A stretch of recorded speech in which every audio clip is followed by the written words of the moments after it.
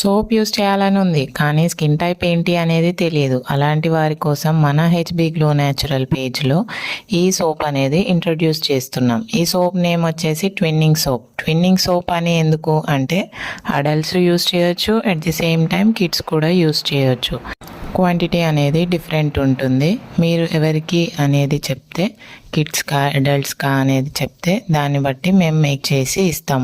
And ఇవి బల్క్లో order చేసుకోవచ్చు. గిఫ్టింగ్ కూడా ఎవరికైనా ఇవ్వాలి అనుకుంటే అలా కూడా ఆర్డర్ అనేది పెట్టేసుకోవచ్చు. ఈ సోప్ అనేది మనం పొమగ్రనేట్తోనే చేస్తాము.